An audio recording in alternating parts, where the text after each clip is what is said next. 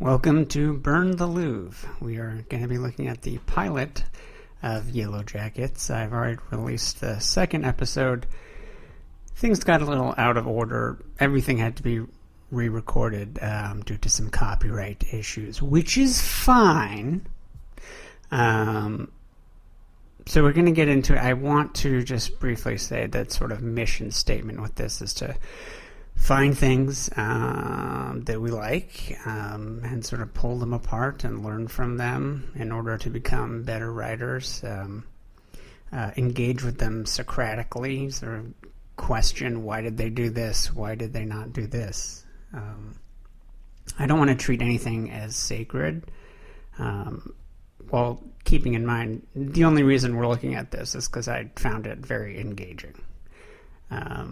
But I still want to have the sort of attitude as if, it was something one of your contemporaries made, or something someone's asking you for notes.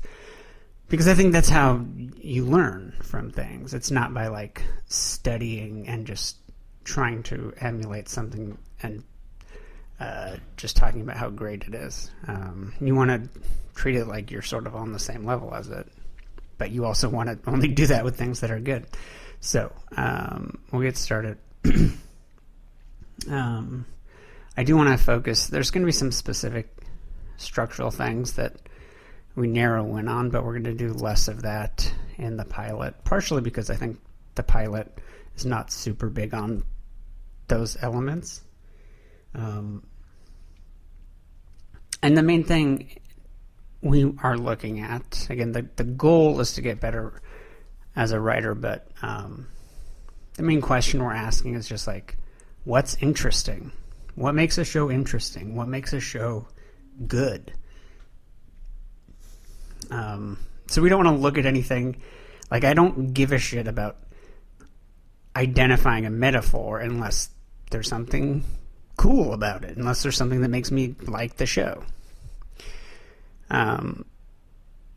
So we start off with this flashback. The show, I doubt anyone's going to watch this, full stop, but I doubt anyone's going to watch this who is both A, not familiar with the show, and B, worried about spoilers. I feel like that would be crazy, but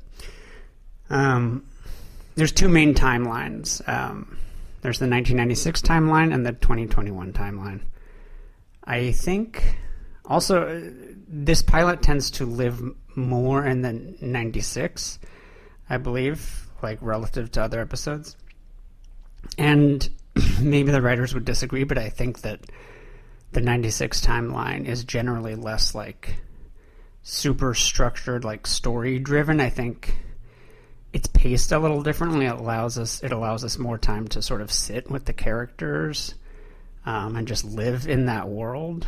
And the more modern one, when they're adults in 2021, is more beat by beat, story driven, plot driven. But maybe they wouldn't agree with that. But we're going to start off an image from, a scene from, there's a hunt going on. We don't really know what's going on. We just know there's a girl running for her life. It's very scary. There's sound and music that instantly draws us into this creepy atmosphere. And in asking what we like about something, I think everything exists on this spectrum to some extent, but I think it's useful to sort of be able to separate in your mind what works more objectively versus more subjectively.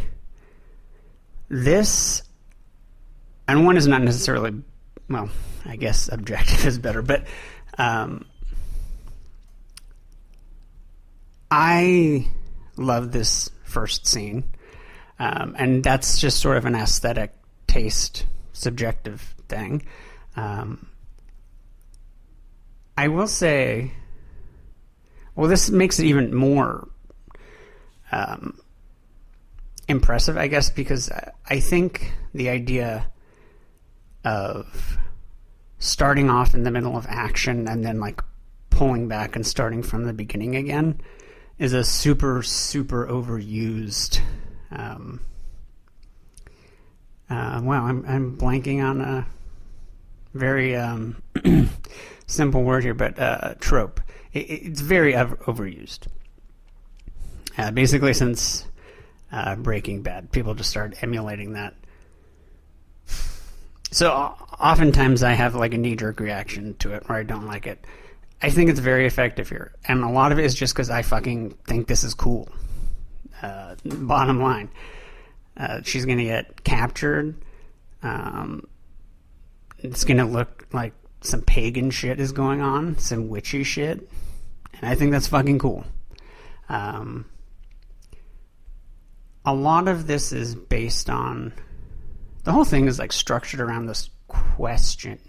Questions are very prominent as sort of like a vibe in general, but they keep repeating this question in the pilot of what happened out there. I'm not really that invested in it as a question. In terms of if you're structuring a question, and again, this is only important if it actually applies to us liking something. I don't want to look at it in just an academic sense, but it generally tends to be true. If you're structuring something around a question, it's good to have it be more specific. Twin Peaks. What are we interested in? You could say the question is like, what cool stuff is going to happen in this town this week? That's what we're mainly interested in. But there is a very clear question at the heart of it, which is who killed Laura Palmer? That's going to drive things forward and keep us sort of moored. Is that what I mean? Keep us aligned. And even if that's not the thing that we truly are most interested in. This is like structuring itself around this like vague thing of what happened out there, which is not something that I think is the best approach to take, typically speaking. Also, the weird thing is, and we'll keep going, it's going to be more front-loaded with talking, and then we'll move on past this first scene. But another thing is, we start off, we're going to see like a girl get killed, basically. It plays out throughout the episode more, but that's what's happening. In terms of what happened out there, we don't know all the details, but it's not going to really get much worse than that. They're not going to like commit genocide. They're not going to do this on a super huge scale. They killed a person, so it doesn't get all that much worse. So as a driving question, again, that's not super pulling me in. However, this is showing me something that I think is cool. I want to see more of it. I can't wait to see more of it. It's that simple. But again, it's more subjective. Now, I'd be interested to see if we could somehow ask everyone who likes this show what they like about it. Just because it's subjective doesn't mean it's less effective. Like the overall effect is less across the population. Maybe that's the main reason people love this show. I'm not sure. Okay, so we go into this thing. It's kind of interesting. The second little sequence here, after we finish with that, is this like weird interview thing. It's this like way of presenting information that sometimes in a pilot you have something like a way of approaching the story or even a character or something that just gets abandoned. This is something that doesn't even make it past this. It's just this one little sequence of interviews where it almost feels like we're watching a documentary where they're asking different people from the town about the impact that this plane crash had on them and the town. I feel like the fact that you go into that and it's totally different from everything else. If you handed me a script and asked, I'm a writer. If you asked for my opinions, I would probably say it's more distracting than it's worth. But I do admit that that's somewhat for a meta reason, and that, like, I kind of expect that's the analysis a reader would have reading it. So that is kind of in that, like, bullshit, sort of academic way that I would say don't do it. Honestly, I think it's kind of an interesting idea. I don't care if it might be distracting if it was like 40 minutes into the episode, but we haven't established what the point of view is like yet. So I think it's interesting in a nutshell. It's also hard to evaluate because, and again, I'm only looking at this because I find this show very engaging and I like it. But this little sequence, the actual details and dialogue of it, is my least favorite part of the entire series. It has like my 2 least favorite lines in the whole series. So it's also, it's hard for me to be totally objective there. I hate that. Just quickly, I hate this lady. I hate this fucking, she gives a line like, well, I can tell you what, they didn't care about trigonometry. And it's this just like clownish, it's not funny. That's one thing, humor. I mainly do comedy, so I think I can speak with some authority to what's funny. Well, not that doing comedy alone allows that, but look, I know what's fucking funny, okay? That's not funny, and it's also, it's giving up a lot in terms of making us not take this story as seriously without getting any of the benefit of the funniness. In Dumb and Dumber, you can do something goofy because it's funny, and you're not trying to have a real drama. This is really, I don't like it. And then there's also this guy has this weird line. It feels like maybe with different direction it could have worked, but the way, it's just very awkward. It's not, we can move past that. Okay. But we should ask, why do we think the writers put it in there? I think the main thing is it's just making the story feel big, because I can't think of any other instances where we really see like the aftermath of this within the town. Like, we don't check back in, in 1996 with the parents like wringing their hands hoping to hear from the girls. We don't do any of that stuff. There's like a couple scenes maybe where we sort of get that in the 2021 timeline, like the last episode of the first season, like they go to their reunion or something, and there's a little bit of that, but not really. So yeah, I think that they felt that was important to make the story feel big. Okay, so now we see the team. I want to say, when I first saw the preview for this, I thought probably it's immediately characterized sort of as like Lord of the Flies with girls. But it's worth saying that is actually, even if you reduce it to that, that is interesting. That's actually a different take. Hollywood, for better or for worse, clearly it's very interested in like identity politics type stuff, and there's a lot of sort of like, the thing is it's usually done on a superficial level. Like, they don't actually make the story more interesting. It's more along the lines of like, we're doing a shot-for-shot remake of RoboCop, but now RoboCop is gay and Chinese. It's not fundamentally different. It's just like it's checking boxes to make it look like it's different. But But, and we're talking in broad terms here, obviously, but a group of young boys like Lord of the Flies versus a group of young girls like this isolated in the wilderness, it's going to be a different dynamic, and that's actually interesting to me. I thought it was going to have, there's definitely some of this, but I was expecting more of like a,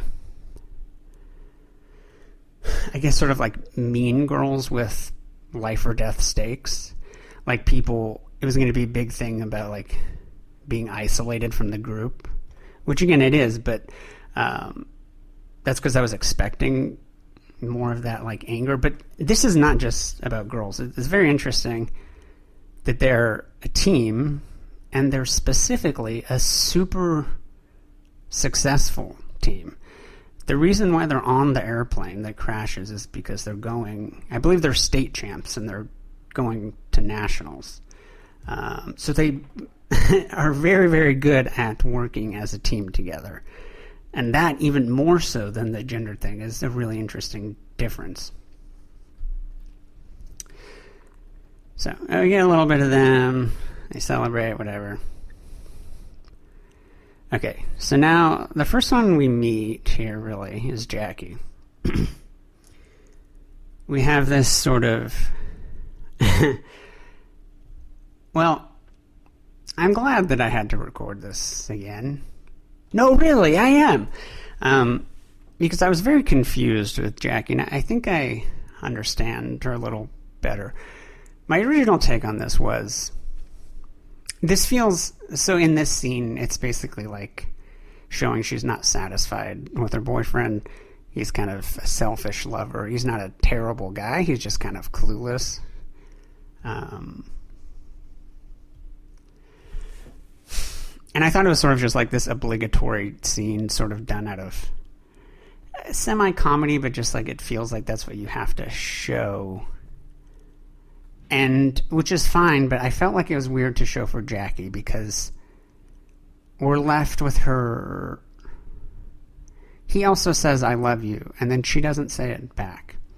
And these things, I felt like the general reason Jackie's there is she sort of represents the success in this modern, well, I've used that term modern to describe something else, but in this 1996 normal type society. And we're going to see how they move away from that when they get to the wilderness. And so therefore I thought it was weird to show, it messed with that like sort of arc by showing her not super happy here. I thought it would have been more effective. Like, you can still have this scene with someone else, but I felt like she should be the perfect princess sort of life in order to demonstrate that movement for the group as a whole. But I didn't give them enough credit, I guess. This definitely makes her more three-dimensional, and I think that was more important. Now, hypothetically, that might not be most important. Maybe you sometimes need some more two-dimensional characters because they help the story in a certain way. But the other thing about Jackie, and again, we're going to do spoilers, but yeah, I mean, you'll realize pretty quick that like there's only a few people we're following in the future, and she's not one of them. There's a very, very big moment at the end of the first season. And she's the first one we follow, so it almost feels like she's the main person. Although we quickly realize Shauna is, but she dies, and it's crushing for Shauna. And if she was more two-dimensional, it would matter a lot less. They really made all these characters people that we care about. Even if we don't like them, they feel full, and that's so much more impactful. We're so much more invested in the outcome of these things that they get into, these dangers. So I think I The other thing about Jackie is that she's like the leader. And I was confused that it doesn't even wait until they crash before people start going against her. She's never really a super strong leader, but I think that's part of it. I think her character is more like she's trying to live up to this thing, or she's been sort of thrust into this because of circumstances. Now, I don't think every scene supports that, but anyway.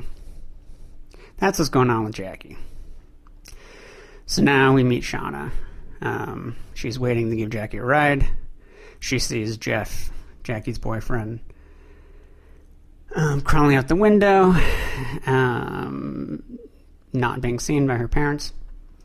They even have this thing here where Shauna brings up, I thought you guys were going to break up. And Jackie's like, no, we're not going to. But yeah, I was thinking that before.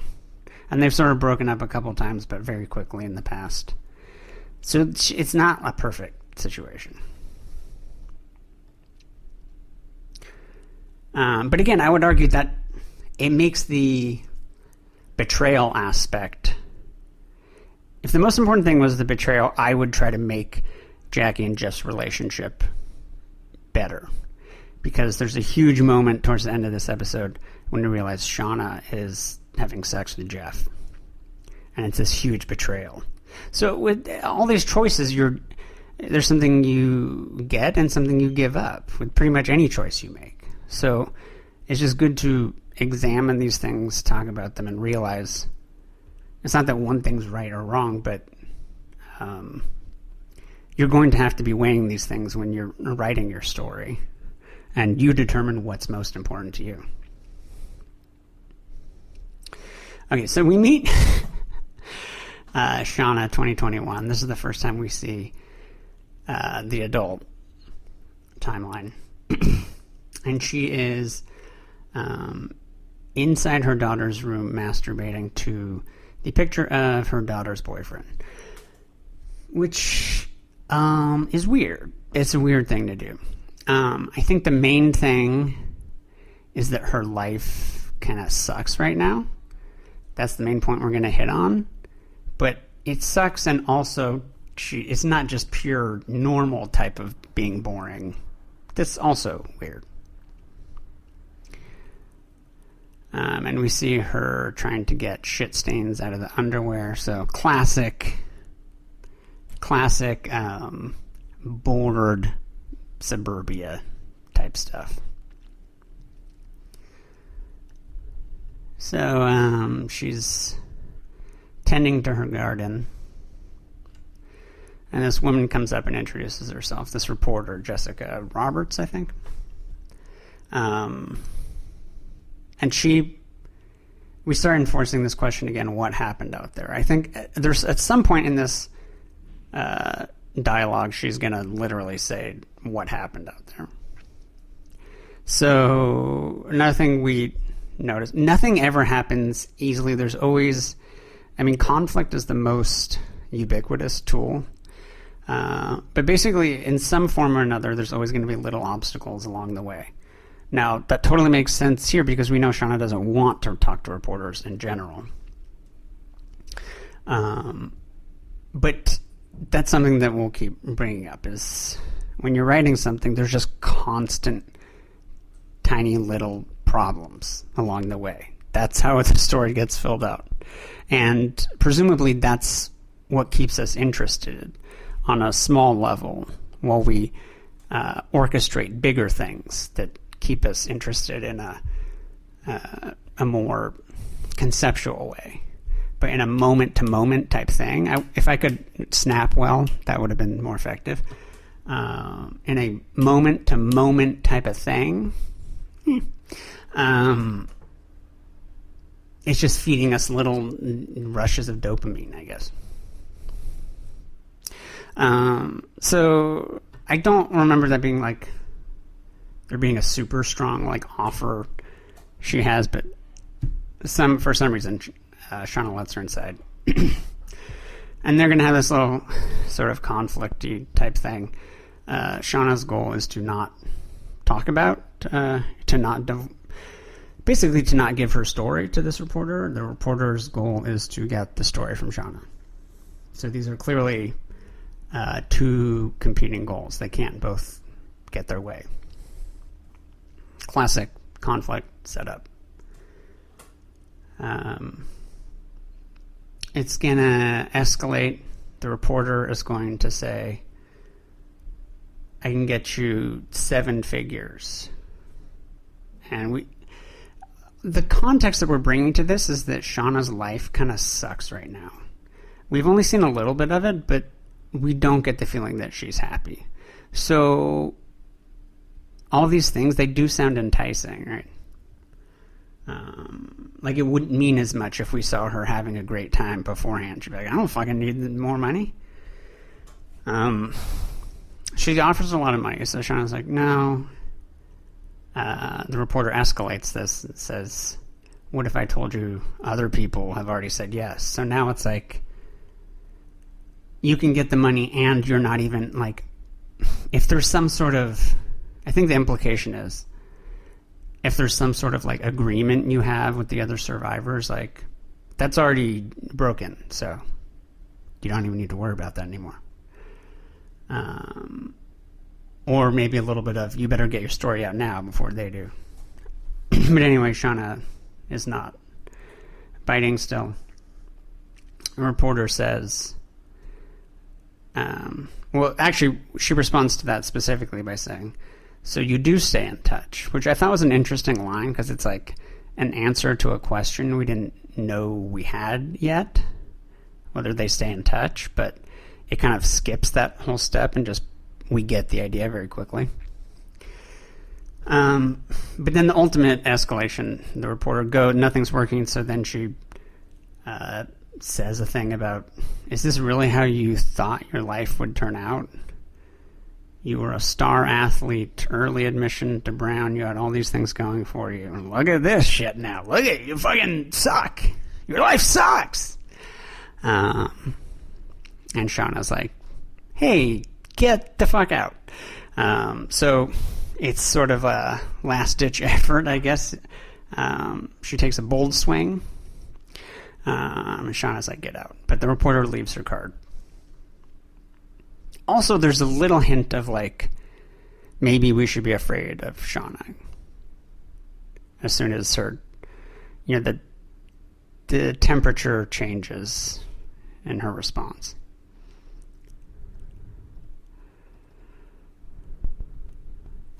All right, and now we meet Jackie. Jackie is in rehab. And that's really what we meet about her there.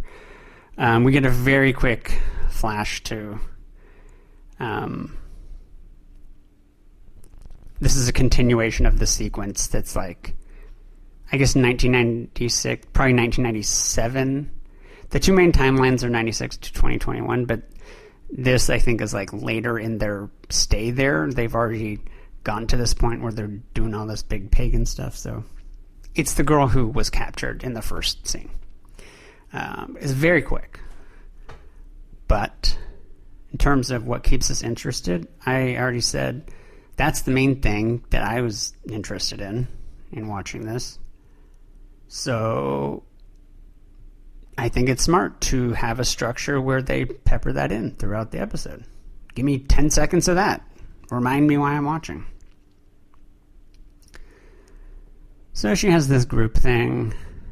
I don't know if there's anything too super important about it, but she does have an interesting line towards the end where she says, I thought I took drugs and stuff because of the trauma that happened to me when I was in the wilderness, but it's actually because I lost my purpose.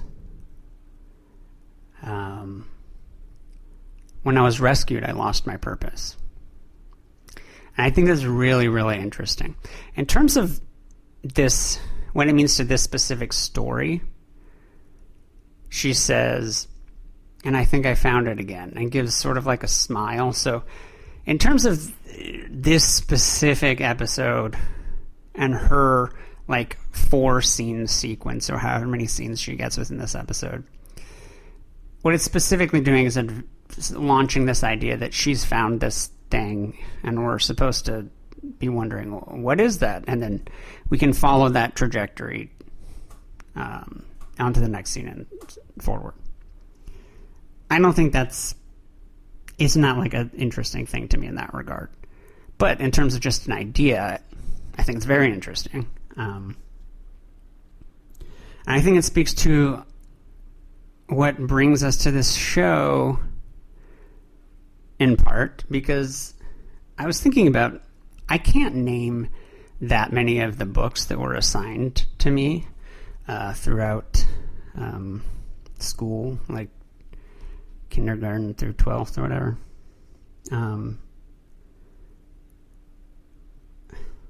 But there's three that I very specifically remember. Lord of the Flies, one called Island of the Blue Dolphins, and one called Hatchet. All three of those were about people, and specifically young people, who had to survive either on their own or in like a small isolated... They were isolated from society in the wild, and they had to survive. That's like a lot in terms of... This is just books that I was told I had to read. 3 different books with the same theme.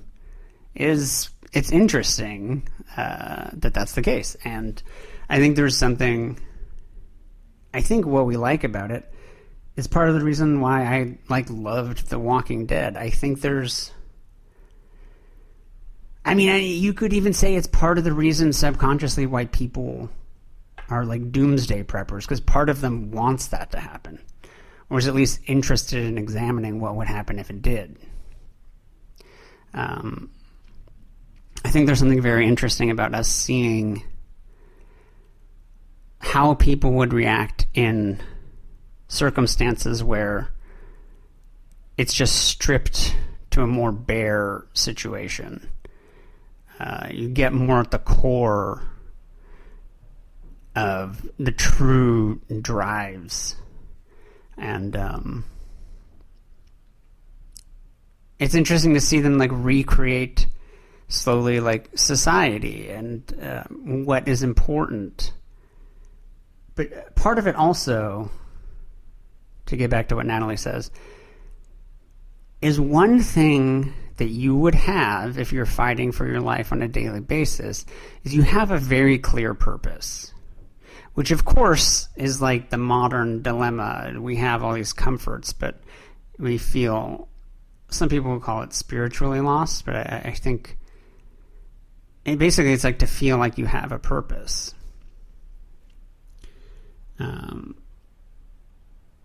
So I think that's very interesting for her to say that there, yeah, coming back to the world, there was something lost. In addition to all these things we got back. So then we meet Natalie as a kid. These are her 2 punk friends. They're drinking, because that's what bad kids do. Some loser jock guys. They seem like they're out of high school already, I think. Give them shit, so she throws her bottle at them, smashes it on the car. They take off running. And now we just cut to, this is the team. They're having fun. They're all singing together. They're a team. It's great. This is Allie, who is going to only be in this episode, I think. We're going to get the context here. She's the only one who's a little upset. And the reason is because they made it all the way to the Nationals, they're going to be out of state during prom, so she's not going to go to prom. And she says she's the only freshman who was invited to go to prom. She's so upset about this. Now, here they mention, in addition to her acting like a brat, she also did a bad job at the state finals. And Thaisa on the left there indicates, so you've got Thaisa, Lottie, and Van. Thaisa indicates she has some sort of plan to deal with the problem of Allie. But we cut away before we can learn what that is. So in terms of interest, they're telling us, hey, lean in. You want to know what the plan's going to be. And I guess that's true. So yeah, we get this scene with Jackie, and this is part of, again, I'm bringing up, like, I didn't really, anyway, the coach is telling her, look, you're not the best player. The reason I made you the captain is you have something no one else has, which is influence. And if we're in a hard situation, they're going to look to you, and you need to lead them to victory. And I did think it was noteworthy that he's like telling her this. And at first I was like, okay, well, it seems to undercut the message if he has to like tell her that. But, you know, it is a story, so maybe that was just the way the writer came up with for us as the audience to hear that and understand that. But I don't think that's it, at least not in its entirety. I think she does have to be, like, talked up. I think that's the thing about her. Yeah, I still can't quite put my finger on exactly how to define it, but I think her character is about struggling with this leadership role. Because she never seems like the clear, super confident one.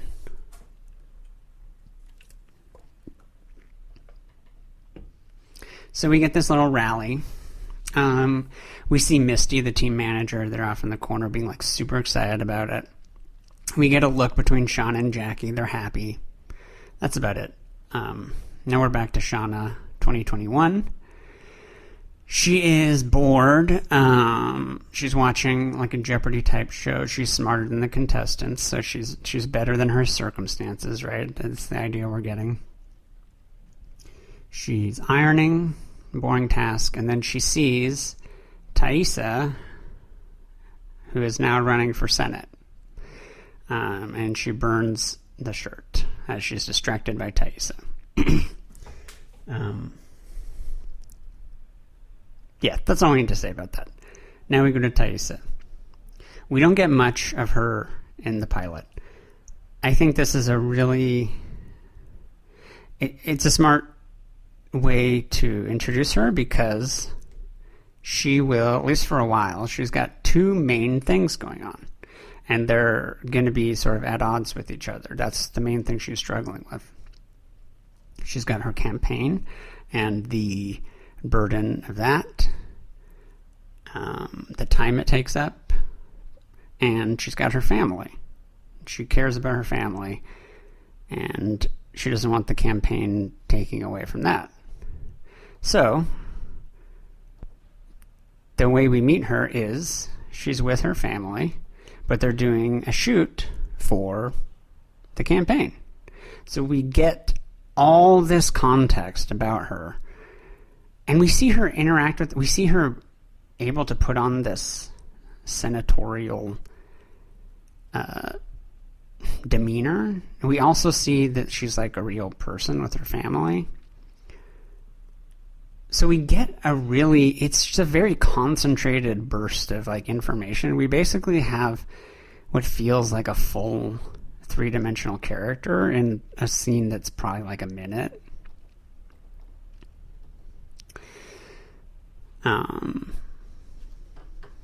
Now, here she is, 1996, giving us this plan to deal with Allie. She says they're going to freeze her out. So basically they're just going to not pass her the ball. Jackie doesn't like that. Jackie she's fully part of the team. Like, people don't give her that much shit for, like, you know, aesthetically being different than them, being like a different clique. But that's really to just show she is different, and she has a strong sense of her own morals. She's an independent person, and she doesn't like this idea. And also, she specifically doesn't like it because she thinks what they should do is play as a team, which is an important distinction. It's not like she's just like, fuck that. It's for a good, like, I want to say wholesome reason. It's not really what I mean, but... And then there's another thing here where Shauna tells Taissa, oh, Jackie's not going to like this.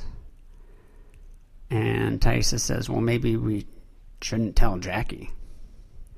So again, it's like her leadership is being called into question right away. And specifically in a way where we get the idea she's not going to be cutthroat. Jackie, that is. So now we've got the practice. There's this line that they just sort of throw away, but assistant coach Ben Scott here, next to Misty, that's a great image right there with her just looking at him as if he's just the most perfect thing in the world, and she hangs on every word.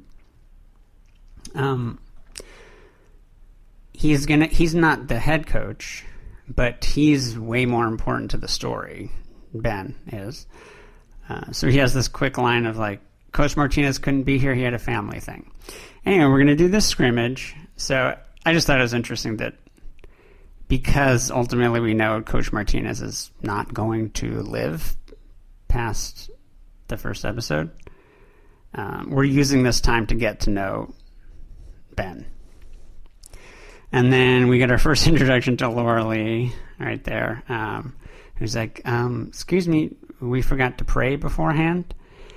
And so that's her, like, defining. We don't get to know her that well in this, but we have a quick defining thing, which is like, she's the super Jesus-y girl. I feel like, now that there's nothing wrong with that to someone like me who's a godless heathen. I feel like, to be fair, it might be a bit reductionist for someone that is religious. But at the same time, we just don't get to spend that much time with her in this episode. I do think if there's a ton of people we have to get to meet, that's a huge obstacle to overcome at the beginning of a series, is you need to get people on board with knowing who the people are. I had this problem, I think, more than most people, but that was a huge thing with Game of Thrones for me, is it took me forever to feel like I had a grasp on who the people were, who all the different people were and their different relations and all that shit. So if you can give a strong label to someone here, like, you have to be very strategic. You only have a certain amount of time to get the information out. I think this is actually a pretty powerful thing to label. We just get this quick thing of her being, like, forceful about them praying, and we already build a picture of who she is. Now, maybe some people think that's great. I think the overall way we're supposed to feel about it is she's a little too much about it. But we're going to put our own shit onto this character. At the very least, we have, even if we're filling it in with our own ideas, it's given us a very good mold to fill in.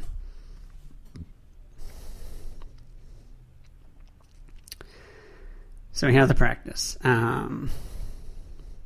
Taissa says, there's specifically a play where the coach is like, Allie, come on, pick it up. Taissa says, I'm going to switch teams. And now she starts, I guess, guarding Allie. I don't know soccer terms, but they're, like, matched up against each other. We're going to back up from that last thing for a second.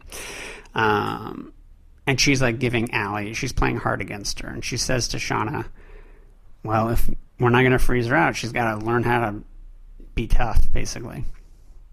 And we see that it starts to work. At first, Tice is just shoving her, and this all happens very quickly. But very quickly, we see Allie adjust, and she looks like she is picking it up. And then Tice, I believe the term would be slide tackles her. Again, I'm American. I don't know what this means. There's like a yellow card. There's cards. I don't know. But yeah, she gets very, very injured. Her bone is sticking out. She gets fucked up. Now, what is this saying? Why did they put this in here? This isn't like the most natural thing that obviously, if we're playing soccer, this is going to happen. So I think they had a point in doing that. I don't specifically know. But there's a few things we can think of that it is doing. For one, violence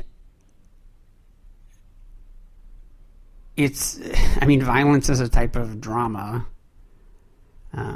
So in some way, we're inherently interested in that. It's just like a tool. It's a shock. I would say more than violence, it's a shock. So that makes us lean in because we weren't expecting this to happen.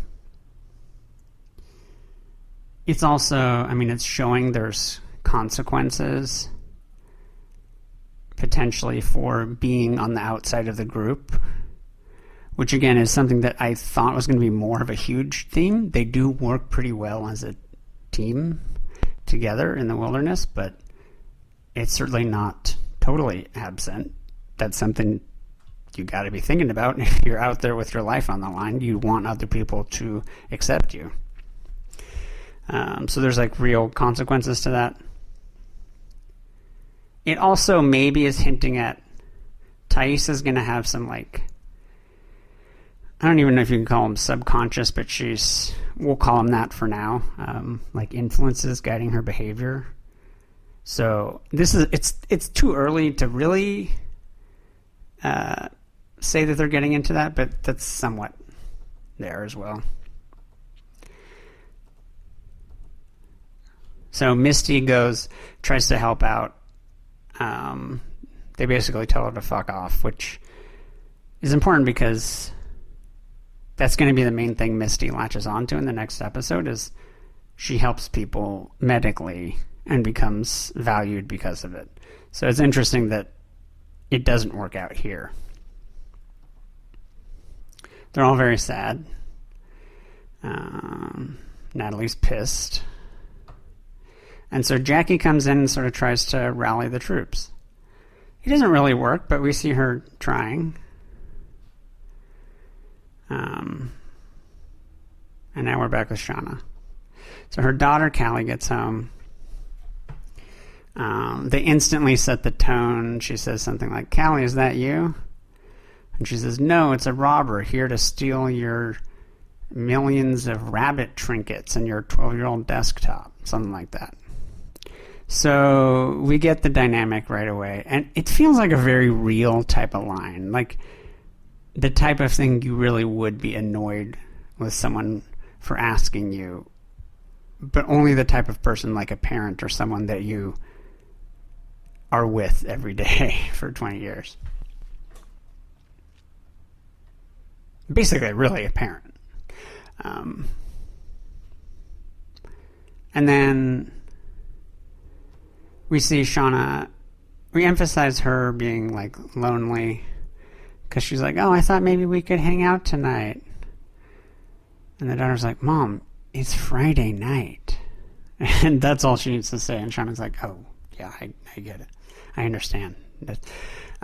We also just quickly introduce the idea of her husband, Jeff, who we don't even meet in this timeline in the pilot, I don't think. Maybe for a second later. But we introduce the idea that he's working late doing inventory or something that, like, it seems kind of like an excuse. Like, is that really what he's doing? They seem a bit dubious. So now we got Jackie and Shauna getting ready. So earlier when they were in the car, there's this moment of, like, Jackie talking about the room they're going to share in college together, as if she's just, like, making all the decisions for them. And it's not even a super, like, mean way. It's just, like, presumed. And so that is going to be enforced here. This sort of, Shauna pushing away from her thing. Jackie keeps vetoing the outfits she wants to put on. She also, Jeff, her boyfriend, who we don't know Shauna's hooking up with yet, he's got, like, a loser best friend, Randy. So Jackie's like, hey, Randy's going to be at the party, trying to sort of pass off the loser friend with her loser friend. Anyway, it reaches ahead, and Shauna gets annoyed. And she's just like, I'm going to wear what I want, and I'm not going to fucking hook up with Randy. But then, to her credit, and to the credit of their friendship, then Jackie comes around. She's like, yeah, I mean, you're right. Randy is pretty fucking stupid. So now we've got this scene of them at the party, this high school, like, keg party thing. It doesn't, like, advance the story much, but, like, again, this is a lot about just, like, living with them in this world and having these relatable high school type experiences to get us to care and connect with these characters, I think, is their main goal here. Natalie's friend brings acid. The three of them take it. Now we cut to her back in the future in this quick scene. She's leaving rehab. She gets in the cab. And she says she's going to the airport. That's it. So this is a continuation of her. She has this sequence. We see her in rehab. It ends with her saying, I think I found my purpose. So that's, like, the setup of this thing that's going to carry us forward with her. Now this is, like, a connection, a build, a bridge. Here, it doesn't really advance things because we just find out which mode of transportation she's taking. It doesn't really mean anything, but it is important to have steps along the way.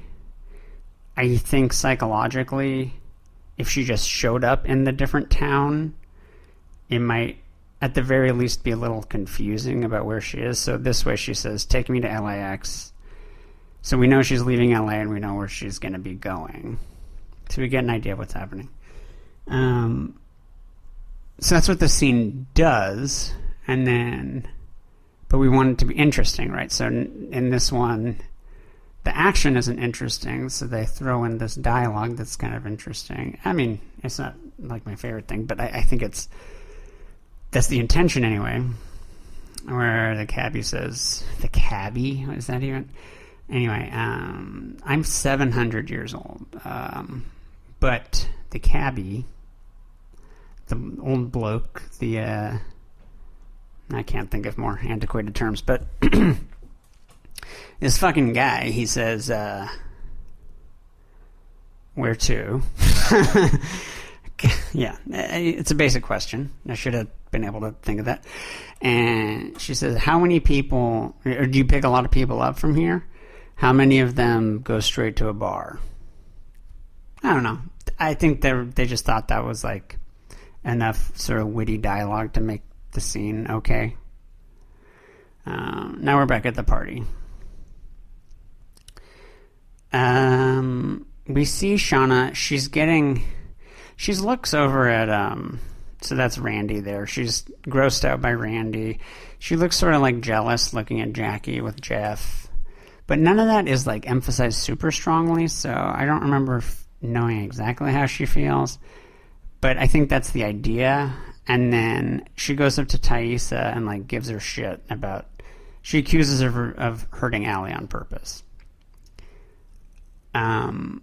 But we get the feeling, or at least I believe we are. The intention is for us to get the feeling. I don't know that it's necessarily like we're tracking with all of this if we're watching it for the first time. But I think the idea is like she's more reacting to being upset with the situation, with the like romantic situation, than Allie per se. Or she's also, what we're going to find out, she's probably feeling guilty too. So anyway, because she's having sex with Jeff without Jackie knowing. But anyway, she gets into it with Thaisa. Natalie comes over. She's like, she points out what is a good point, which is, you know what, Shauna, you didn't have a problem with the freezing her out strategy. I'm the only one who was like, we should just treat her like a person. So they get in this big fight. Everyone starts yelling at each other. And now we have Jackie come over and say, Yellowjackets, with me. So this is a great shot here. But we have Jackie being the leader here. And we see her, and she plays it like she's not super confident, but she's sort of stepping into the role. And she does a successful thing here. They're all pissed at each other. She gets them to come back together. She makes them go down the line and say something nice about each one of them. And it's an effective thing. There's a funny gag where Laura Lee starts first and she says, Thaisa, something to the effect of, you are beautiful in Jesus' eyes. She's like, thank you. Van, you are beautiful in Jesus' eyes. It's clear that's the only thing she has to say, which is funny. This show, it has funny moments. I just didn't like those like over-the-top clowny moments. Not that you can't be over the top, but it also just what they happened to not be funny. But this is a show that when it's funny, it's done in a more, well, that's not even that subtle, but whatever.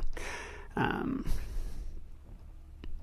then we have a very important moment here. So we have Jackie asserting herself as the leader, but the most important thing, the payoff of all of this, is then she lines up with Shauna. So we've seen them pulling apart a little bit. And she says to Shauna, are we cool? And then they work through it, and they're cool. And there's a very important thing that Jackie says, which she says, Shauna, you're the only one who's always been there for me. You're the best friend I've ever had. You know that, right? You're the best friend I've ever had.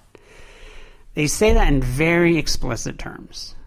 And it's very important to establish that in order to have the dramatic effect when we find out Shauna's having sex with Jeff. Especially because we have had all these things along the way where we saw Shauna sort of pulling away from her. So it's not that that would make it okay, but it would make it less impactful. They put this scene here because we need to know they're best fucking friends. And specifically because Shauna's the only one who has always been there for Jackie.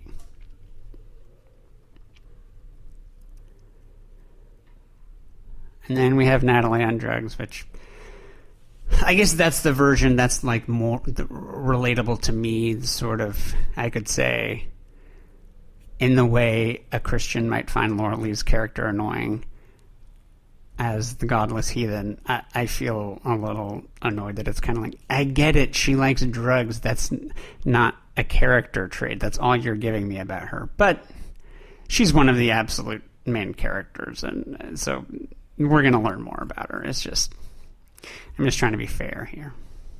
And then we get a quick little shot again of like, hey, remember this? They're pagans eating meat. Cool. Okay, so Jeff is driving them home. Now we do have this again thing where he's going to drop Shauna off, but Jackie's like, I have a curfew. He's like, oh, Shauna's house is before yours. And she's like, come on, my parent. You know how my parents are. So it is enforcing this thing where they do love each other, but also Jackie is kind of a brat, basically. And she does put herself above others, but not in big things, but just in little things like this. And Shauna even says, like, well, I have a curfew too, you know? But they have this moment where they look at each other. It ends, and it's like, yeah, I love you.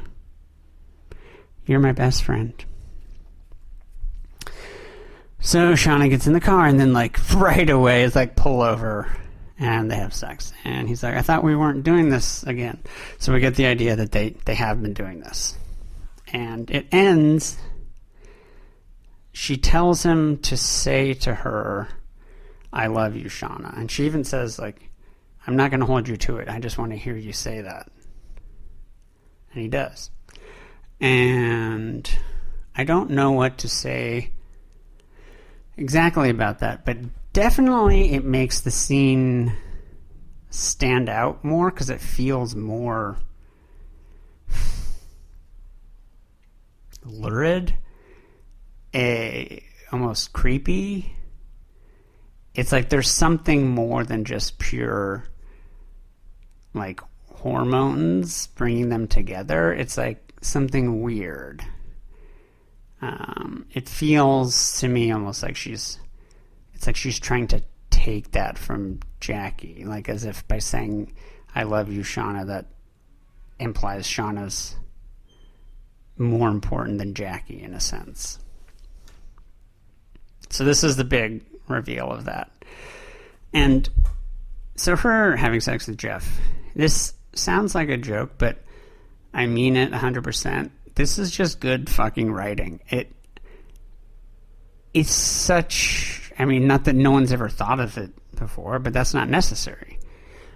It is such a powerful dramatic tool to have this affair in here.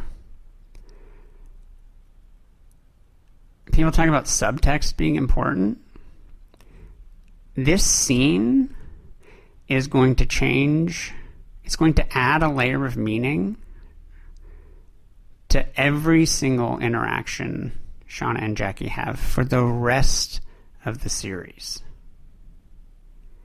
We're going to have this in our minds. Everything they say to each other, there's going to be this double layer of meaning. It adds so much. And also, just plot-wise, she's going to get pregnant, which is another just smart thing. Like, when you're talking about escalating the circumstances, the danger of something, the importance of something, it's just like how hard the obstacles will be that you have to overcome. You have a bunch of people lost in the wilderness. That's pretty bad. Okay, what if you also are pregnant in the wilderness? That's a pretty strong escalation. So I would say that's just it goes back as far as stories go. You know, infidelity is a powerful writing tool, but it's very well done here, or it's very they made a good thing. I'm trying to say it's a good thing. That when she has a sex, it's a good. It sounded almost Italian by the end. I didn't mean to play that one sound. That was awkward. Hope it wouldn't say it's Freudian, I don't think. And now we cut to her. We established earlier the rabbits have been eating her garden, and she fucking kills this rabbit, which is kind of cool. She has blood on her hands. Ooh, and she washes the blood off her hands. I will say, I don't buy that anyone is sneaking up and killing a rabbit with a shovel. A rabbit that's surviving in the wild? I don't care if you lived in the wilderness 25 years ago. You ain't sneaking up on a fucking wild rabbit and killing it with melee combat. Is that the phrase? With hand-to-hand type stuff. So, but we get emotionally what's happening here. I think there's definitely some music cues, but it's like some darkness is coming out of her here. And I think that's a lot of what this show is about. At first I thought it was kind of strange that, like, Thaisa has reached high highs and Natalie's reached low lows, but Shauna and Misty, who we'll meet in a bit, are just kind of like normal.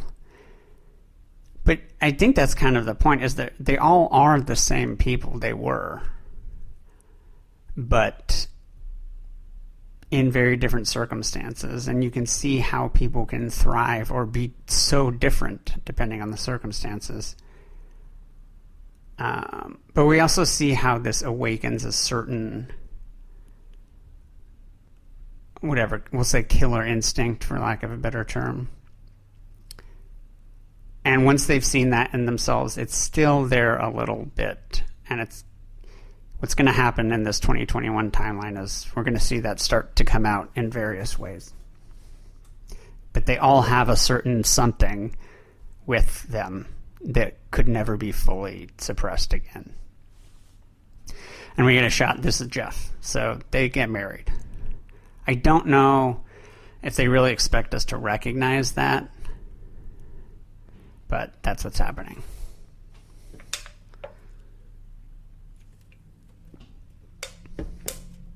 And so she goes to her safe, where she keeps all her journals.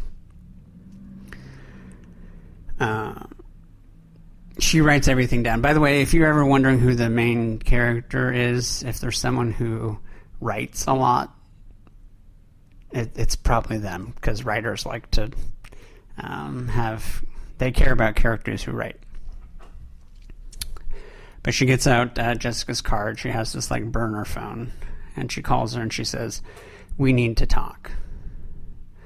Now, I don't really remember what I was thinking when I saw this for the first time, but presumably, well, we're supposed to be worried that she's going to talk to the reporter, but we don't really know what's at stake. There's nothing clearly. I mean, we know it must be important for them to be hiding the truth, and everyone's asking what really happened, but they don't really sell me on the idea that, like, there's this thing that would change, because everyone kind of, like, assumes that they cannibalized each other, which is, like, the worst thing that happened, really. So, I mean, certainly for Thaisa running for Senate, that's bad. I don't know that I buy that a tell-all book would be that much different in her life. I mean, I guess it would be, but again, people are already gossiping and assuming bad things about them, and they've been able to live normal lives. So,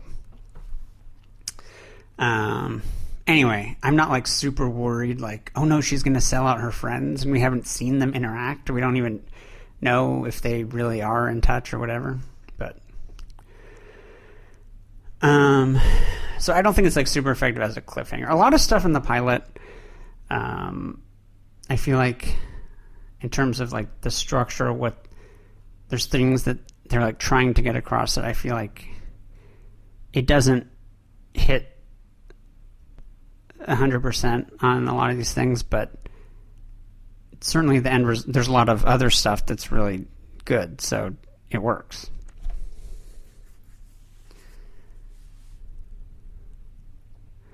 So we get this scene. We're going to get flashes of different teammates getting ready. We have this thing of Jackie. And again, this is showing her life isn't perfect here. I don't know exactly what she's giving here. I feel like the mood is almost like she's going off to college and leaving her childhood behind or something, which is not what's happening. I don't know, but I guess she's just sort of not super satisfied with her life, which I don't know. I think that's the main thing we take from it, but I don't know why that's being. I don't really feel like that fits in with the story. But then we have Natalie. She smokes because that's what she does. Lordly praise, so can't complain about Natalie. They're both stereotypes. We have the scene with Lottie. This is interesting because we see she's got a huge house. We specifically see the maid give her this medication. So you got to be aware of tropes, even if you're not using them. We're always thinking about presenting things in a way and knowing how the audience is going to perceive it, right? It ended up working because I did remember that she took medication. But the main thing I took from this was that the medication, I thought it was going to be like not necessary, which I guess arguably it's not, but because we are going to see like she starts to get quote unquote like powers sort of when she stops taking the medication, but at the same time it is clearly doing something that normal society would value. So I thought it was going to be more like the trope of the super successful parents are overly pressuring her. And when I went through, we did see a shot of the drug, but it happened too fast for me to know exactly what she was taking. So I thought she was like taking Adderall or something, where they're just trying to make her be higher functioning, because they chose to have a maid give it to her. It could have been, she could be in a big house still, but like her alarm goes off and she takes the medication. It specifically feels very cold and rich.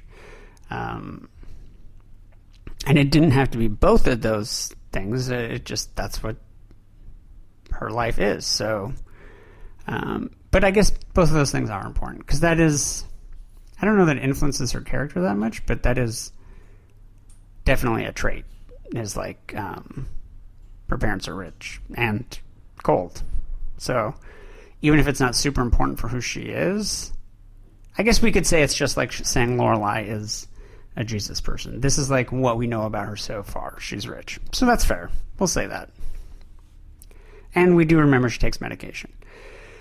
Now Van, she's slapping her drunk mom awake. That one I feel like really we don't care.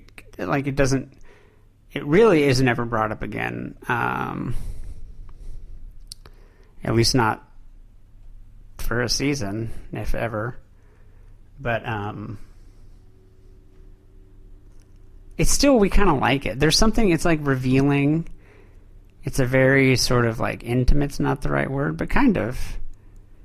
We see her in a very personal circumstance.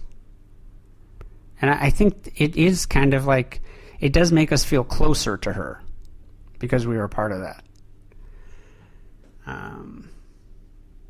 So I think it's a good detail. Again, we're going off of quick little stereotypes here. They're Irish heritage person, mom's drunk. That's going to fit into our brains. We're not going to question it. It works. And then we have Misty being creepy here. She sees a rat drowning in a pool. And she just stares at it. Which is, she feels she's different than the other gals. And then we have Thaisa. I don't really take anything from this except she has like a loving family. This is the actual coach and his two sons, Javi and Travis. And This is the first time we're seeing any of them, I believe. And we don't even really... Maybe the mom says their names, I don't know. But they're going to be big characters that are part of the plane thing. But this is the only time we really see them. And then we see Shauna. She's got her early admittance to Brown letter. So that's what's going on with her. Which, again, represents sort of like a... We know Jackie is assuming they're going to go to the same college, so that's part of it. We get this shot of the empty hallway, which cuts to the empty airplane. It's kind of an interesting thing. I don't know why I guess it's just showing... It's like a way of symbolically showing they're leaving the school and going to the... they're leaving the old lives and being taken away on this airplane. And then they enter the airplane. They're all excited because it's rich and fun. There's the coach, Coach Martinez. And they're settling in. So Jackie, again, this is their relationship in a nutshell. She says, Shauna, remember in second grade when you came with my family on this trip and you cried the whole airplane ride? Well, don't worry. I stole some of my mom's, not Vicodin, I think Valium, something like that. Some sort of downer. So Jackie is being nice to her. This is a helpful thing, right? But it's also a little almost condescending, and it's important that like Shauna was going with Jackie's family, not the other way around. They took her on this trip. It's like Jackie's the one who's leading the way. She's like the one we expect to be the leader in their relationship or even on the team. That's just sort of where she fits in. And then she also gives her this necklace, which I noticed she was wearing while preparing for the trip. She says it'll keep you safe. And it's a very sweet thing. She's kind of annoying, but there's no question that she does really care about Shauna. And now we cut to Shauna present. So the idea is we're waiting for the reporter. But who shows up? Thaisa. So basically, we get some context here. They say Natalie's out of rehab. And they say, and no,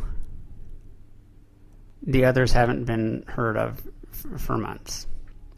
So some of the other people are still alive but off the grid. I don't know if they necessarily did this to tell us something, or it's whether on somewhere on the spectrum of like oversight to purposeful, but they don't mention, because Misty is not off the grid, but they don't even include her as one of the people who they're like keeping tabs on, and they don't like Misty is different and weird.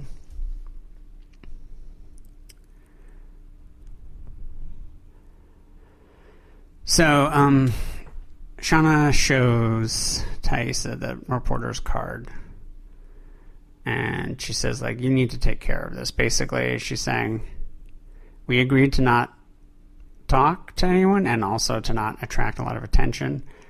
You're running for Senate. This is potentially going to make people dig deeper. People have your opponents, etc., or just a reporter trying to make a name for themselves. You've incentivized people to dig deeper. Here's a specific reporter, and Shauna mentions, she says she works for this local newspaper, but I Googled her, and she doesn't have any bylines there. I can't see anything about a person with this name being a reporter. So I don't know what's going on, but you need to take care of it. Now we catch up with Natalie. So she said I have my purpose, which is a dramatic overstatement. But for the episode, what she's really saying is, I have a goal. She's saying, I have a goal. And then we find out what she's doing is she's getting on an airplane flying home. Or maybe we don't know it's her hometown until this interaction, but she's got this storage space. She's got a cool car. And then in the car, she's got a rifle. Then this manager of the storage place comes by. I think he's there to get out the context of her saying, I grew up here.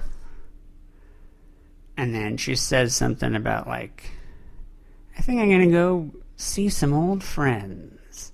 And it's this sort of knowing thing that's supposed to be, like, sort of dramatic, but, you know, he's supposed to not take it that way. I found this guy. All right, time jump. I don't remember exactly what I was saying, but I think I was saying this manager guy of the storage facility, he, I don't find him annoying as a character, like as part of the fictional thing that they created, but for Natalie, I feel annoyed, like if he was a real person, like he's coming up, we want me to do fucking congratulate you for doing the basic part of your job. He's like, yeah, some people want to come in and take all your stuff, but I keep telling them if she pays, you can't steal her stuff. Like, yeah, it's a fucking storage facility. Like, fuck off, dude. Good job. Thanks for not letting people steal my shit at the place that I pay you to take care of. Anyway, I just found that guy annoying. So she's gonna end this by saying, I think I'm gonna connect with some old friends, or something about she connects it to the idea of purpose, like, and we know she's got the gun, so now we're narrowing in on she's potentially gonna kill somebody. And now we have another great, awesome pagan ritual scene. I love that. Now we finally, at the end of the episode, get Misty. I think that this is, the nurse thing is so great for her character. In a lot of ways, she's going to do so much medicine stuff in the wilderness, but it also is, it's just a perfect way to she's not like a senator, but she has on a local, like on a small scale, such power over people at the same time, which she, is not afraid to use. So she has a little conflict with this lady trying to get her to eat. She's on a hunger strike. She's also soiling herself and in ways that seem unnecessary. And then, but Misty knows that she loves the medicine. So she says, well, if you can't eat, it must be your stomach. It's probably just too much morphine. You can't have your morphine today. And then she very cheerily says goodnight to the people as they leave. And now we see Natalie in the car waiting for her. And then we see Misty. This is done almost as if it's like a reveal that one of the people is Misty. I don't know, as if we're like supposed to assume she wasn't one of them. I guess because they don't really talk about her as if she is one of them. So maybe that is what they were going for. Maybe this is like a payoff, like a reveal that she's also here.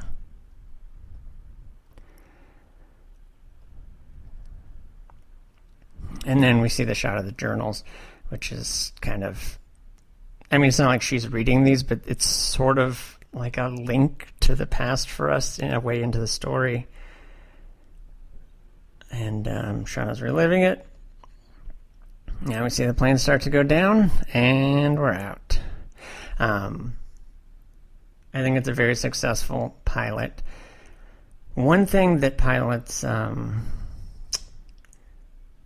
it ends on this thing of like the crash is about to happen. And one mistake people make in pilots a lot is they like to end on this note of like, and now things are going to really take off. But a pilot should be giving us a sense of what the show is going to be like. So often people get too caught up in that, like setting everything up, and then it just feels natural to as a structure to like set everything up and have it end on a cliffhanger, which is fine, but the cliffhanger can't be everything else we're going to see. You want to convey a sense of what the show's like. So I think this achieves both of those. It still has that sort of cliffhanger moment, but we definitely have a good idea of what the show will be like. I mean, partially it has the advantage of jumping around in time, so that certainly makes it easier. But I just think the way they approach things in general, we get the idea. All right. Thank you and good night.